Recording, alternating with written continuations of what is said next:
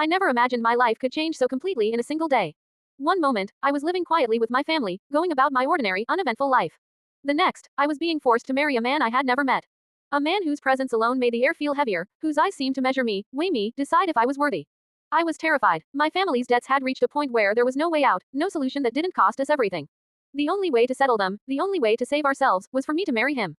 His wealth, his influence, it could erase our troubles. And yet, standing across from him that first day, I felt nothing but fear. He was calm, composed, a presence that made the room feel smaller, more suffocating. And even in his calmness, there was a coldness that sent shivers down my spine. This is a contract, he said, his voice low and precise. We are both here because our families made us. Nothing else. Nothing personal. I wanted to disappear. I wanted to scream. I wanted to run, to hide, to pretend that this wasn't happening. But I had no choice. There was no alternative. Living with him in the beginning was terrifying. He was powerful in ways I could barely comprehend. The way he moved, the way he spoke, the way everyone around him seemed to obey without question, it all made me feel small, fragile, unprotected. And yet, even in his coldness, there were boundaries he never crossed. He never touched me without permission. He never forced his presence in a way that made me uncomfortable. He was polite, measured, always aware of where the line was, and somehow, that made him even more intimidating. I began noticing the little things. The tea he left on the table just the way I liked it. The way he subtly guided me away from nosy relatives without making a scene. The quiet acts of kindness I could see in how he treated others in the house, how he helped the servants, the children, even animals, without ever wanting to make it known. At first, I thought I was imagining it. How could someone so imposing, so dangerous, be capable of such gentle care? One Sunday, I asked for a day to myself, to go shopping, to step out of the walls that had become my cage. He hesitated, his eyes narrowing, a storm I could feel but didn't understand. Be careful, he said, his voice calm, but there was a sharp edge beneath it. I'll expect you back on time. I nodded, trying not to betray the small flicker of relief I felt that he wasn't stopping me. But the relief was short-lived. I hadn't noticed the car that seemed to appear from nowhere, the shadows that moved with intent. One moment, I was walking along the street, carrying the light weight of freedom. The next, I was being dragged into darkness, my heart hammering against my ribs, my breath caught in my throat. I screamed, but no one could hear me. Panic clawed at me, a feral, suffocating fear, and somewhere deep inside, I found myself thinking of him. I realized how much I depended on him, even though I didn't fully understand why. He found me. I don't know how long it took, but when he appeared, everything else, the fear, the chaos, the strangers surrounding me, faded into a blur. His presence alone made the world seem sharper, clearer. He didn't hesitate. Every move was precise, ruthless to those who threatened me, yet controlled, careful, like he was measuring not just the fight, but my safety at every moment. His eyes, dark and unwavering, searched for me constantly. Every strike, every maneuver, screamed that he cared more about me than anything else in that moment.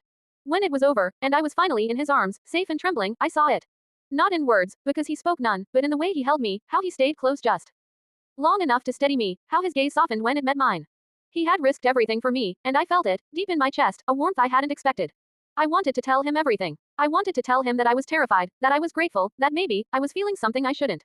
But I couldn't. Pride, fear, and something else kept me silent. After that day, everything began to shift. The way he looked at me changed, subtly, almost imperceptibly. He brought my tea more often, remembered little things I had mentioned in passing, guided me through conversations and situations with quiet attentiveness. The fear I had felt for him didn't disappear, but it became tinged with something else, a fascination, a curiosity, and a growing sense of trust. I noticed how morally gray he could be. In business, he was ruthless, bending rules, making choices that made others uncomfortable. Yet in his personal life, I began to see the reasoning behind his actions, the intentions that were never entirely selfish. And I saw him through new eyes. I saw the moments when he protected me, not out of obligation, but because he wanted to. Because he cared. There were quiet moments that stayed with me. The time I tripped on the stairs and he was suddenly there, steadying me with strong hands that trembled slightly when he realized how close I had been to falling. The way he left a note by my plate when I forgot to eat breakfast, reminding me gently that he didn't like seeing me exhausted. The afternoons we spent sitting in the garden, where he would watch me silently, reading the world in my expressions before I even spoke. We never spoke of feelings. Not then, not for a long time. But there were moments that said everything. A lingering glance, a touch that lingered just slightly longer than necessary, a quiet hand on my shoulder when the world felt heavy. Each time, my chest tightened. Each time, I realized how much I was falling for him. And I think, though he would never admit it aloud, he was falling for me too. One evening, he caught me looking out the window, lost in thought. He didn't speak at first, just stood behind me, quiet and steady. Then he asked, softly, "Are you all right?" His voice was softer than usual, almost hesitant, and I felt my heart lurch. I wanted to tell him everything, to pour out the fears, the confusion, the longing. But the words caught in my throat, and I only nodded. Days turned into weeks. Every gesture, every small act, every quiet word built a bridge between us. I saw how he cared for me without needing to announce it, how he measured his actions to respect my boundaries, how he had become both my protector and my anchor. And slowly, almost painfully, the walls I had built around my heart began to crumble. I had never wanted this marriage. I had never wanted him. But now, I couldn't imagine my life without him. The fear had faded, replaced by something deeper. Something I didn't yet have the courage to name. And I knew, in quiet moments, when no one was watching, that perhaps he felt the same way. One day, maybe, we would speak the words we both already knew.